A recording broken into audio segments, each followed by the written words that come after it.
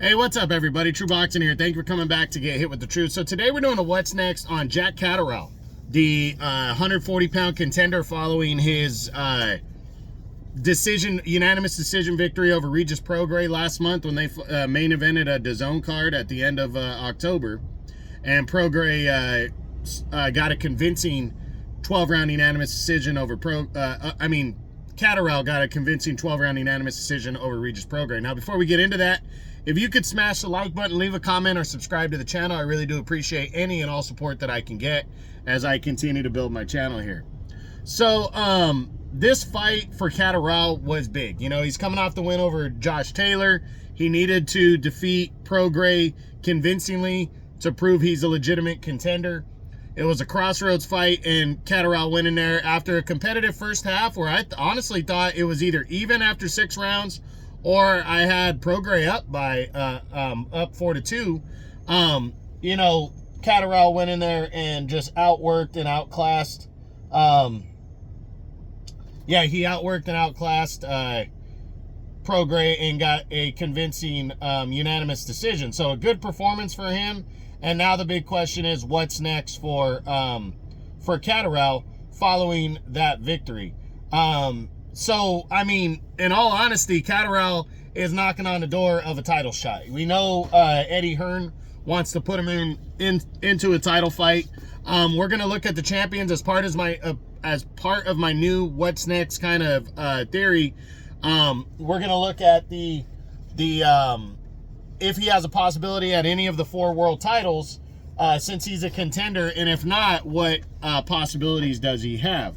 So let's jump in. Let's start with the current world champions. We start with the WBC champion, and that is Alberto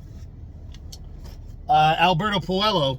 And that fight is not likely for Catterall, not next. Even though he's ranked number 2 in the WBC, Puello is going to be defending, making a mandatory defense of his title against Sandor Martin at the beginning of the year, early in the year. So Catterall would have to wait around, and I don't see him waiting around, especially when Puello probably won't fight him because they're different promotions anyways. The WBA title, also held by a PBC guy in Jose Valenzuela.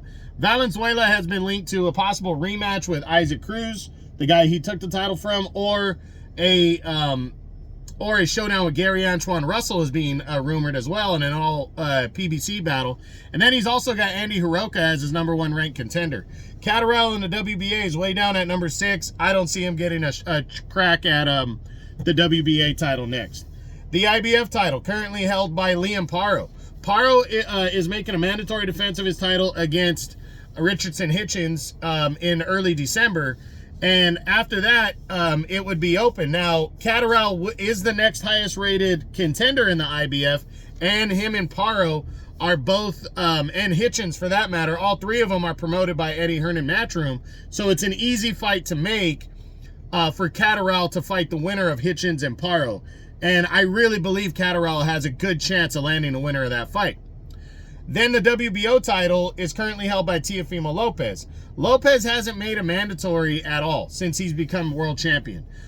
His number 1 contender is Arnold Barbosa Jr., who just confirmed that with a victory over Jose Ramirez last weekend. So he's a number 1 ranked contender, but we haven't heard what Lopez is planning on doing next. If he's going to make a mandatory or not, there's been nothing on that. There's even been talks that there's a possibility that he vacates the WBO title. The only chance I think Catterall has of fighting for the WBO title next would be if Lopez vacates, and then he's the number 2 contender. He would challenge Arnold Barbosa for the vacant title if that occurs. So we'll see. So in terms of the champions, I think his best chance is the possibility of the winner of Paro and Hitchens for the IBF title. And then I think there's also a chance at him fighting for the vacant WBO belt against Arnold Barbosa if Lopez vacates that title.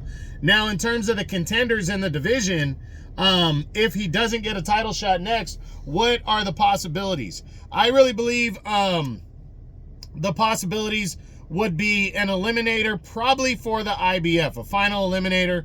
I could see Catterall fighting one of the guys like a Subriel Matias, because he's number 5 Catterall's number 3, but Arnold Barboza is the number 1 contender in the WBO, so Barboza would probably prefer challenge for that title. So I could see Catterall fighting him to become the mandatory there. I could also see if Barboza gets a shot at the title against Teofimo Lopez, I could see Catterall fighting the next highest rated contender, which would be Josh Taylor, in a 3rd fight. I could see a rubber match for a final eliminator to get in line. That's what I think. Now, any other guys that I think are possibilities in the top 10 to top 15, looking over the list, not really.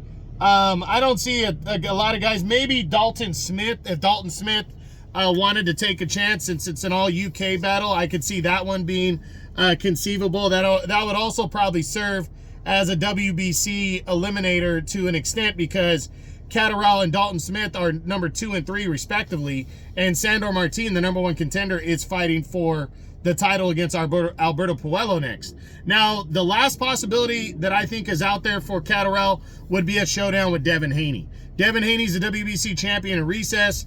He's tied with Eddie Hearn. I think if Riyadh season brought that fight, it would be possible.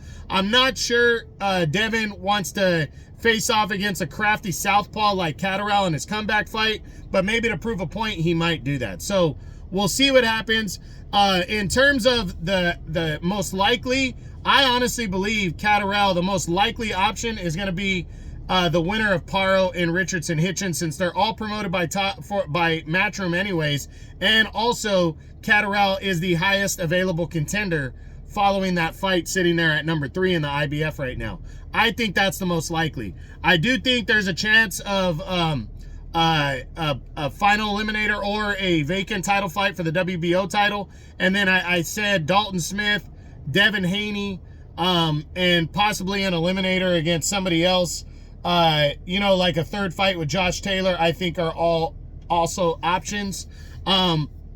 Excuse me, but he needs to shoot for the moon. I don't think he needs to settle for just a stay busy fight, because he's coming off of 2 very good wins, a very strong, this has been his best year as a professional, and he needs to take his best shot at becoming a world champion and get a big fight next. So that's it. That's what I got. That's my what's next on 140-pound contender and former world title challenger Jack Catterall, following his impressive unanimous decision victory over Regis Prograis when they clashed at the end of October. I hope you enjoyed the video. If you did, smash the like button, leave a comment, or subscribe to the channel. I appreciate any and all support. This is True Boxing. You've been hit with the truth.